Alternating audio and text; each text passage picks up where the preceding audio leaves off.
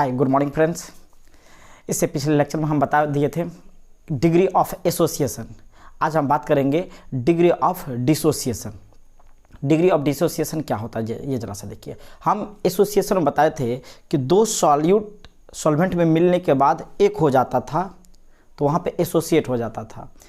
तो आज हम पढ़ेंगे कि यदि किसी सॉल्यूट को हम सॉल्वेंट में मिलाते हैं तो उसका डिसोसिएटिंग नेचर होता है, मतलब टूटने वाला नेचर होता है। जैसे NaCl की बात करें तो NaCl को जैसे ही हम वाटर में डालते हैं तो ये क्या होता है कि Na+ और Cl- में टूटने वाला ये नेचर रहता है इसके पास।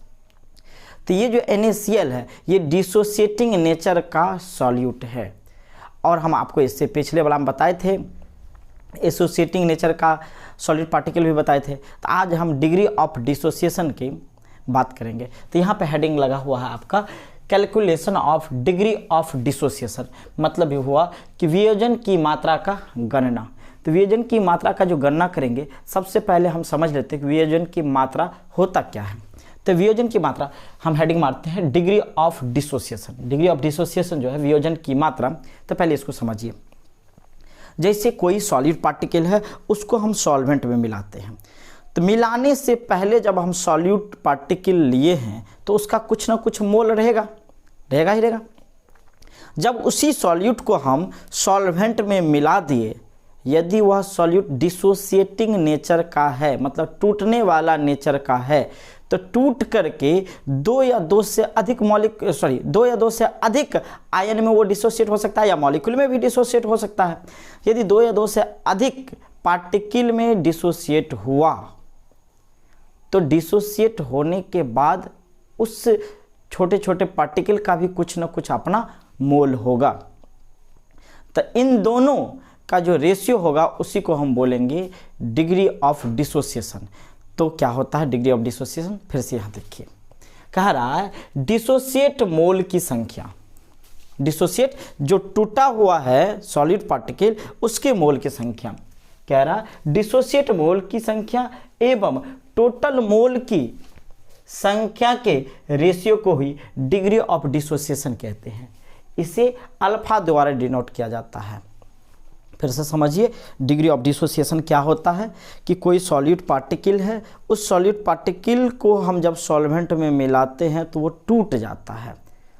टूटने के कारण टूटने के बाद उसका कुछ ना कुछ अलग मोल होगा अपना अपना पार्टिकल का। जैसे Na+ में टूटेगा, Cl- में टूटेगा। यदि NaCl डाले तो Na का अपना मोल होगा, Na+ का अपना मोल होगा और Cl का अपना मोल होगा। ये डिसोसिएट होने के बाद का मोल है। और जब हम डाल रहे थे उससे पहले NaCl एक मॉलिक्यूल था तो इसका अपना डिसोसिएट होने से पहले कुछ और मोल रहा होगा। तो उसी की हम बात कर रहे हैं। NaCl के जगह पे आप MgCl2 ले सकते हैं, CaCO3 ले सकते हैं, कोई भी आयनिक कंपाउंड आप ले सकते हैं। ये आयनिक कंपाउंड जो होता है या डिसोसिएटिंग नेचर का होता है। इसे पोलर सॉल्वेंट में जैसे ही डालेंगे या डिसोसिएट के कगार पर होगा। तो हम बात कर रहे हैं फिर से डिग्री ऑफ डिसोसिएशन। डिसोसिएट मोल की संख्या एवं टोटल मोल की संख्या के रेशियो को ही डिग्री ऑफ डिसोसिएशन कहते हैं। इसे अल्फा द्वारा डिनोट किया जाता है। डिग्री ऑफ डिसोसिएशन मतलब अल्फा बराबर हो जाएगा डिसोसिएट मोल की संख्या बाय टोटल मोल की संख्या। मतलब जितना टूटा हुआ है उसका मोल ले लो एवं जो पहले से था डिसोसिएट होने से पहले जो मोल था उनके रेशियो को हम डिग्री ऑफ डिसोसिएशन कहेंगे। दो तो मोबाइल डिग्री ऑफ डिसोसिएशन कहेंगे। ठीक है, तो आई थिंक आपको समझ में ये आगे हो गया। इसे बढ़िया से उतार लीजिए। अब देख लेते हैं यहाँ पे कैसे क्या होता है। मान लेते हैं कि कोई एक ऐसा सॉल्यूट पार्टिकल है जो सॉल्वेंट में मिलने के बाद वो डिसोसिएट हो जाता है। तो यहाँ पे हम लिखे हैं माना कि एक डिसोसिएटिंग नेचर का सॉलिड पार्टिकल AXBY है जो XaY+ एवं YBX- में डिसोसिएट होता है। जैसे हम यहाँ पे ले लेते हैं NaCl। NaCl में देखिए क्या होता है कि ये जब डिसोसिएट होगा तो Na पे प्लस आ जाएगा और Cl पे माइनस आ जाएगा। इसी से हम ले सकते हैं जैसे Al2SO4 का होल 3। तो यहाँ पे क्या होता है, हम इस 2 को x मान ले, इसको हम y मान ले, 3 को y मान ले, तो क्या होगा, तो ये जब टूटेगा तो Al3 प्लस में टूटेगा प्लस SO4 2 माइनस में टूटेगा। तो क्या था, जिसको हम x माने थे वो जो है एनायन के ऊपर में चार्ज है, और जिसको हम y माने थे वो कैटायन के ऊपर में चार्ज है। इसको पावर नहीं पढ़ना है, ये चार्ज है। एल्युमिनियम पे 3+ होता है, SO4 मतलब सल्फेट आयन पे -2 होता है, चार्ज है, वो पावर नहीं है। ठीक है, तो आई थिंक आपको ये समझ में आ गया होगा। तो हम इसको जो है NaCl या Al2SO4 ना लेते हुए इसको हम AxBy मान लिए हैं। ये आपका कोई आयनिक सॉल्यूट पार्टिकल है।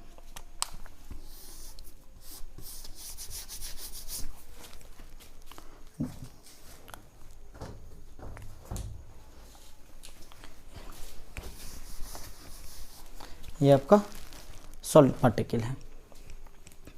चलिए क्या है, ये आपका AxBy कोई सॉलिड पार्टिकल है जो सॉल्वेंट में मिलने के बाद किस में डिसोसिएट हो जा रहा है,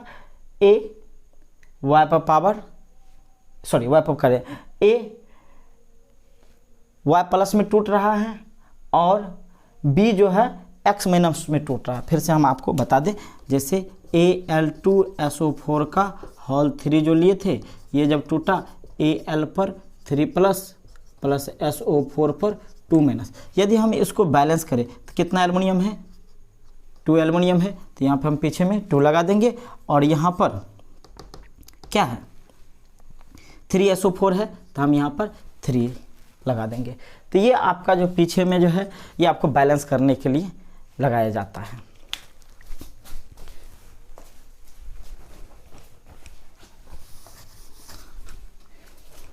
तो जरा सा देखिए कि यह कोई सॉलिड पार्टिकल है, जब इसको सॉल्वेंट में मिलाएंगे तो इसमें तो टूटेगा ही टूटेगा। सॉल्वेंट में मिलाने से पहले क्या लिखे हैं, बिफोर डिसोसिएशन, इसका जो मोल है वह A है। टूटने से पहले AxBy का जो मोल है वो A है। टूटा ही नहीं तो उस समय में y प्लस 0 बनेगा और B x माइनस जो है ये भी 0 बनेगा। टूटा ही नहीं है अभी, तो ये क्या बनेगा, इसके मोल की संख्या 0 रहेगा। लेकिन यदि जब हम इसको सॉल्वेंट में मिला दिए तो ये तो डिसोसिएट होगा। तो यहाँ पे लिखे हैं आफ्टर डिसोसिएशन, मतलब डिसोसिएशन के बाद, मतलब टूटने के बाद ये जो है A अल्फा बना है, ये आपका ये भी A अल्फा बना है। तो इसके पीछे में कोफिशिएंट x है तो इसका हो जाएगा XA अल्फा, इसके पीछे में कोफिशिएंट y है तो ये हो जाएगा YA अल्फा। तो ये कितना बचा होगा, ये बचा होगा A minus A alpha, A minus A alpha. मतलब जितना इधर टूटा है, जितना इधर बना है उतना ही इधर ना टूटेगा। तो इधर तो A अल्फा टूटा है, तो इसका जो है तो इसमें से A में से A अल्फा क्या हो जाएगा, निकल जाएगा। तो अब जरा सा देखते हैं वेयर अल्फा क्या है, where alpha be the degree of dissociation. ये जो अल्फा है डिग्री ऑफ डिसोसिएशन है। नाउ अब हम देखते हैं कि डिसोसिएशन से पहले सॉलिड पार्टिकल की संख्या, डिसोसिएशन से पहले सॉलिड पार्टिकल की मोल की संख्या क्या है, A है। और जो है डिसोसिएशन के बाद क्या है, डिसोसिएशन के बाद है इसका कुछ मोल बच गया है और इसका कुछ मोल बना है, इसका भी कुछ मोल बना है। तो डिसोसिएशन के बाद ये तीनों ऐड हो जाएगा, डिसोसिएशन के बाद ये तीनों क्या हो जाएगा, ऐड हो जाएगा। तो यहाँ पे लिखे हैं डिसोसिएशन के बाद सॉलिड पार्टिकल की संख्या, तो क्या हो जाएगा A माइनस AX प्लस, इसको जोड़ दीजिए और इसको भी जोड़ दीजिए, तो क्या हो जाएगा plus XA alpha plus YA alpha. तो अब यहाँ से देखिए इसमें क्या हो रहा है, दिख रहा है आपका A कॉमन आ रहा है, A कॉमन आ रहा है। तो A को हम निकाल देंगे। तो लेकिन अभी इसको रहने दीजिए। लेकिन यहाँ से देखिए, यहाँ पर भी अल्फा है, यहाँ पर भी अल्फा है, यहाँ पर भी अल्फा है। तो इन तीनों में से हम क्या देख रहे हैं, ए आ सकता है। हालांकि चारों में से आएगा, लेकिन पहले हम कुछ ऐसा जुगाड़ लगाते हैं। लेकिन हाँ, यहाँ से देखिए, इन दोनों में यदि इन दोनों से हम क्या निकाल दें, ए को निकाल दें, तो क्या बचेगा, या ए अल्फा को निकाल देते हैं तो यहाँ से बचेगा A minus A alpha plus A alpha into X plus Y. यहाँ पे सिर्फ एक्स बच जाएगा और यहाँ पे सिर्फ क्या बच जाएगा, वाई बच जाएगा। तो आई थिंक इसे उतारिए, फिर उसके बाद हम ऊपर में लेते हैं। तो दोस्त हम क्या जानते हैं, वी नो दैट, हम जानते हैं कि हम जो क्या जानते हैं, भांटा फैक्टर बराबर होता है experimental colligative property by normal colligative property. हम आपको बताए हुए हैं पहले, कॉलिगेटिव प्रॉपर्टी जो होता है वो सॉलिड पार्टिकल के संख्या के डायरेक्टली प्रोपोर्शनल होता है। यहाँ पे लिखे हैं colligative property directly proportional to number of solid particle. मतलब सॉलिड पार्टिकल की संख्या बढ़ेगा तो कॉलिगेटिव प्रॉपर्टी भी बढ़ेगा, सॉलिड पार्टिकल की संख्या घटेगा तो कॉलिगेटिव प्रॉपर्टी भी घटेगा। यहाँ पे आपका एक्सपेरिमेंटल कॉलिगेटिव प्रॉपर्टी है। ये एक्सपेरिमेंटल कॉलिगेटिव प्रॉपर्टी कब होगा, डिसोसिएट होने के बाद जो कॉलिगेटिव प्रॉपर्टी आएगा वो होगा आपका एक्सपेरिमेंटल कॉलिगेटिव प्रॉपर्टी, और डिसोसिएशन से पहले जो कॉलिगेटिव प्रॉपर्टी होगा वो आपका नॉर्मल कॉलिगेटिव प्रॉपर्टी होगा। तो डिसोसिएशन, यहाँ पे देखिए, एक्सपेरिमेंटल कॉलिगेटिव प्रॉपर्टी जो है वो हो जाएगा number of solid particle after dissociation. Dissociation के बाद जो सॉलिड पार्टिकल की संख्या होगा वो एक्सपेरिमेंटल कॉलिगेटिव प्रॉपर्टी के लिए आएगा। और दोस्त number of solid particles before dissociation, मतलब डिसोसिएशन से पहले जो सॉलिड पार्टिकल की संख्या है वो आपको नॉर्मल कॉलिगेटिव प्रॉपर्टी के लिए आएगा। तो आपका जो है सॉलिड पार्टिकल डिसोसिएशन के बाद जो था वो था A minus A alpha plus A alpha into X plus Y, और डिसोसिएशन से पहले जो था सॉलिड पार्टिकल वो था ए। तो यहाँ से आप ए कॉमन ले सकते हैं, तो यहाँ से ए कॉमन निकल जाएगा, तो यहाँ के लिए बचेगा 1, यहाँ के लिए सिर्फ अल्फा बचेगा। यहाँ से ए निकल गया तो क्या बचेगा, alpha into X plus Y, alpha into X plus Y आपका बच जाएगा।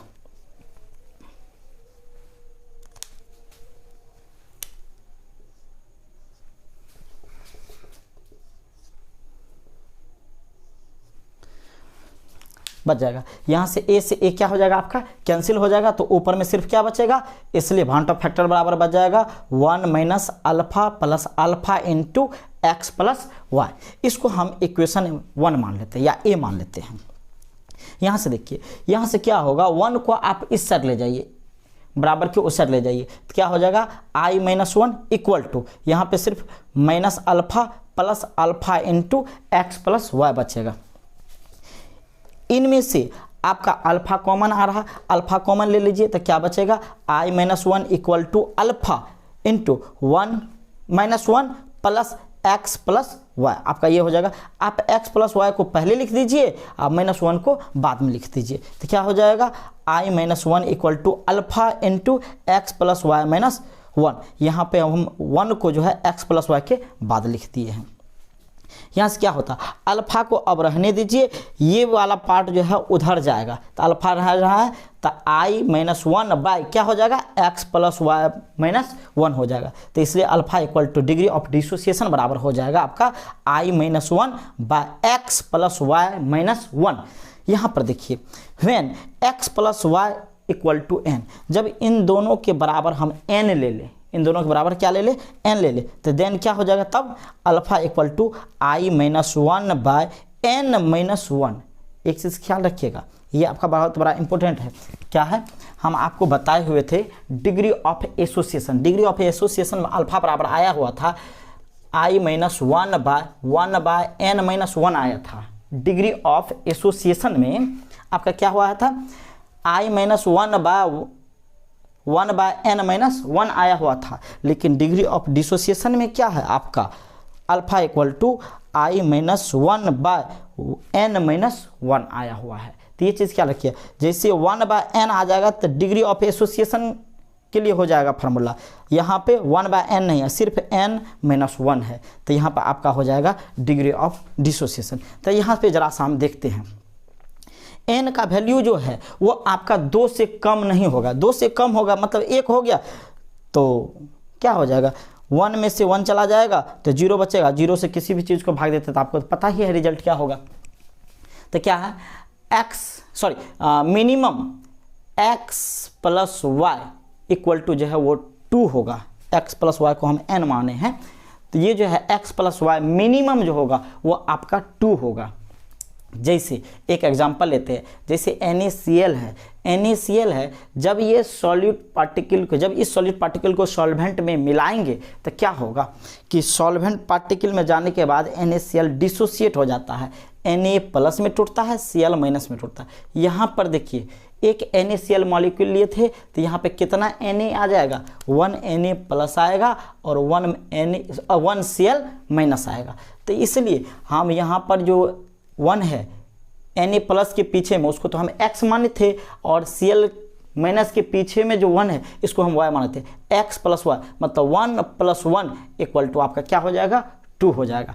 दूसरा हम एग्जांपल देख लेते हैं, जैसे MgCl2 है तो ये क्या हो जाएगा, Mg पे 2 प्लस, Mg पे 2 प्लस प्लस Cl पे 2-। तो हम यहाँ पे, हमको पता है कि Cl पे 1- ही होता है, तो यहाँ से देखिए बैलेंस करना है। 1 Mg है तो इसके पीछे में कुछ नहीं है तो 1 है, 1 Mg, ठीक है। Cl कितना है, 2 है, तो इधर Cl भी हम इसके पीछे में 2 लगा दिए तो ऑलरेडी है आपका ये बैलेंस है। तो अभी जरा सा देखिए, इसके पीछे में नहीं कुछ है तो 1 तो हम मान ही सकते हैं, तो क्या हो जाएगा, इसलिए x + y इक्वल टू क्या हो जाएगा, इसके पीछे में 1 जो है इसको हम यहाँ पे लिखे हैं, प्लस यहाँ पे y के जगह पे हम इसका 2 ले लेंगे, Cl- का जो है ये 2 ले लेंगे, तो 1 + 2 इक्वल टू क्या हो जाएगा, आपका 3 हो जाएगा। अब जरा सा देखिए, हम इक्वेशन नाउ फ्रॉम इक्वेशन ए, हम ए नंबर इक्वेशन से देखते हैं, क्या देख रहे हैं। केस फर्स्ट में, when x + y equal to 2, यदि x + y का वैल्यू 2 हो जाए देन i इक्वल टू क्या हो जाएगा, यहाँ से i इक्वल टू देखिए 1 - alpha plus alpha into x + y। x + y के जगह पे हम 2 रखेंगे तो 2 अल्फा हो जाएगा, तो यहाँ पे हो जाएगा i equal to 1 - alpha plus 2 alpha. तो 2 अल्फा में से 1 अल्फा चला जाएगा तो क्या बचेगा, 1 अल्फा बचेगा। केस 2 में देखते हैं, when x + y equal to 3 then i equal to क्या हो जाएगा, i इक्वल टू हो जाएगा 1 - अल्फा प्लस, यहाँ पे 3 है तो यहाँ पे हो जाएगा 3 अल्फा इक्वल टू हो जाएगा 3 अल्फा में से 1 अल्फा चला जाएगा तो 2 अल्फा बचेगा।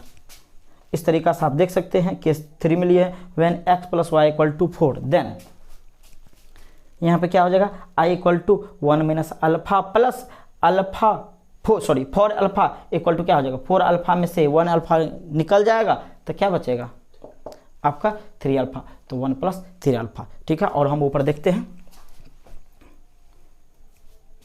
तो दोस्तों अब हमको ये देखना है कि 1 + अल्फा के अंतर्गत कौन कौन सा सॉलिड पार्टिकल आता है, 1 + 2 अल्फा के अंतर्गत कौन कौन सा सॉलिड पार्टिकल आता है, 1 + 3 अल्फा के अंतर्गत कौन कौन सा सॉलिड पार्टिकल आता है। हम एक तरफ i का वैल्यू 1 + अल्फा लिखते हैं और इसके लिए कौन कौन सा सॉलिड पार्टिकल होता है हम उनको लिख रहे हैं। यहाँ पर हम i लिखे मतलब भांट ऑफ फैक्टर लिखे हैं, यहाँ पे हम सॉलिड पार्टिकल लिखे 1 + अल्फा। यहाँ पे देखिए 1 + अल्फा, 1 + अल्फा में आ जाएगा NaCl, KCl, HCl, NaNO3, KNO3, ZnSO4, Ca3, COOH acetic acid. 1 + 2 alpha में कौन कौन सा आएगा, MgCl2, ZnCl2, CaCl2, FeCl2, H2SO4, Na2CO3। 1 + 3 alpha में कौन कौन सा आएगा, FeCl3, Na3PO4। उसके बाद 1 + 4 अल्फा में कौन कौन सा आएगा, Al2, Al2O3, Ca3PO4 का होल 2 और भी आता है। तो ऊपर के देखिए, यहाँ पे हम आपको बताए थे भांट ऑफ फैक्टर, अभी degree of dissociation. Degree of dissociation में क्या देखें कि i - 1/n - 1, तो i - 1/n - 1 जो है तो ऊपर में हम देख रहे हैं भांट ऑफ फैक्टर है, तो क्या कह रहा, ऊपर के कंसेप्ट से क्लियर है कि सॉलिड पार्टिकल की डिसोसिएशन नेचर के कारण भांट ऑफ फैक्टर का वैल्यू हमेशा क्या होता है, 1 से ज़्यादा होता है। मतलब डिग्री ऑफ डिसोसिएशन का जो नेचर है, सॉरी क्या कहते हैं, सॉलिड पार्टिकल का नेचर जो है टूटने के वजह से भांट ऑफ फैक्टर का वैल्यू हमेशा 1 से क्या रहता है, वो ज़्यादा रहता है। 1 से ज़्यादा रहने के कारण क्या होता है, इसलिए experimental colligative property normal colligative property से ज़्यादा होता है। तो आज का दोस्त यहीं तक लेक्चर रहने देंगे, अब देखेंगे नेक्स्ट क्लास।